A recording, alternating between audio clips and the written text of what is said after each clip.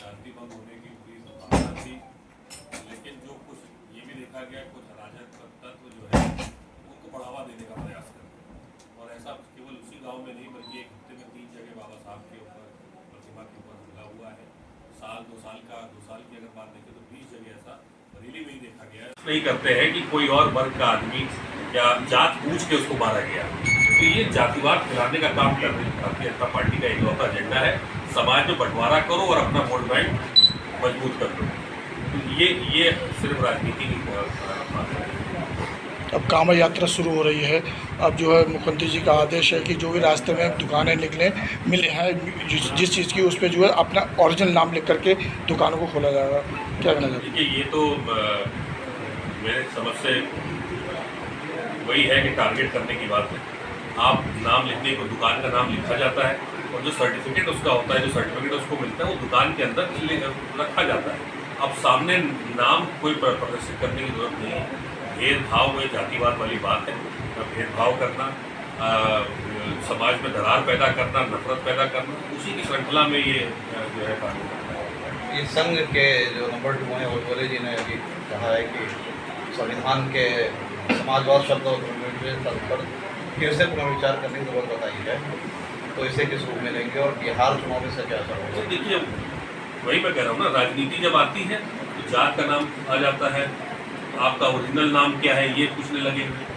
लेकिन जब supreme court ने स्वयं जब ये ऐड किया गया था, उसमें जो शब्द ऐड किए गए थे जिसकी आप बात कर रहे हैं, तो जब सुप्रीम कोर्ट ने स्वयं उस समय कहा था कि ये मूल भावना, संविधान की मूल भावना का हिस्सा है, तो इसको जोड़ने या ना जोड़ने से कोई फर्क नहीं पड़ेगा। तो सुप्रीम कोर्ट ने कह दिया तो वो कौन होते हैं कहने वाले? उनकी बात में कोई वजन है? सुप्रीम कोर्ट की बात का वजन लिया जाएगा। संविधान का जो एक्सप्लेनेशन है, संविधान का क्या मूल भावना है, वो सुप्रीम कोर्ट तय करेगा। आप बाबा साहब की बात कर रहे हैं, संविधान की बात कर रहे हैं, और दूसरी ओर के बारे में चर्चा कोई नहीं करता। क्या फाइनेंशियल सिचुएशन थी, क्या स्टेट की सिचुएशन थी, विपक्ष किस तरह से डिस्टेबलाइज करने की प्रयास कर रहा था। चलिए वो जो कंडीशंस थी वो अलग बात है, उसका दुरुपयोग जो किया गया। अब प्रधानमंत्री अकेले बैठ के तो पूरे देश में काम नहीं कर पा सकता। जो उस समय लोकल में जो ये मैं मानता हूँ कि वहाँ गड़बड़ियाँ हुई, गलत काम किए गए, लेकिन जनता ने जब देखा कि नहीं है, तो क्या प्रधानमंत्री जी को उस समय हराया था जनता ने मिल करके संविधान का ही इस्तेमाल करते हुए और उनको हरा करके सत्ता से हटाया। तो ये भी संविधान के इसमें था। तो संविधान को फॉलो करते हैं हम लोग। और संविधान में अब मान लीजिए जैसे संविधान की आप बात करते हैं, संविधान में आरक्षण की बात लिखी नहीं हुई थी, केवल लोकसभा विधानसभा की बात।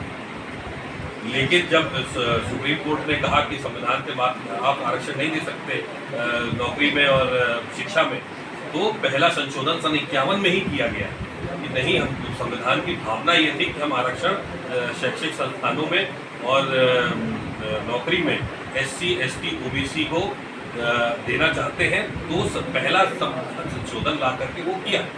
संविधान की मूल भावना को कांग्रेस पार्टी हमेशा से ध्यान रखती है। उसी के संविधान के ही कि आप लोग यहाँ बात सुनने के लिए और जनता तक बात पहुँचाने के लिए यहाँ पे आए। आज हम लोग को सूचना मिली थी माननीय राहुल गांधी जी के दफ्तर कि बाबा साहब की जो प्रतिमा है उसको खंडित किया गया है, लोगों ने उसको तोड़ा गया है लोगों ने, और विवाद भी है गांव में इसके चलते। तो उन्होंने मुझे अजय राय जी के माध्यम से सूचना दिलाई कि यहाँ जाना है और पता करना है कि विवाद किस बात। तो हम लोग यहाँ गंगापुर गांव में गए, नवाबगंज क्षेत्र में। तो वहाँ जाकर के गांव वालों से जब बातचीत हुई तो पता चला कि विवाद कुछ ऐसे अराजक तत्व है समाज में जो लगातार उसमें विवाद कर रहे हैं। विवाद इतना बढ़ गया कि बाबा साहब की मूर्ति को तोड़ने का प्रयास किया गया, पत्थरबाजी भी वहाँ पे हुई, मारपीट भी होने के वहाँ पे अंदेशा था। तो शांति भंग पूरी तरह से हो गई। तो वहाँ पे और भी बात, एक बहुत गंभीर बात पता चली कि पिछले एक सप्ताह में ही 3 जगह बाबा साहब की प्रतिमाओं के ऊपर हमला।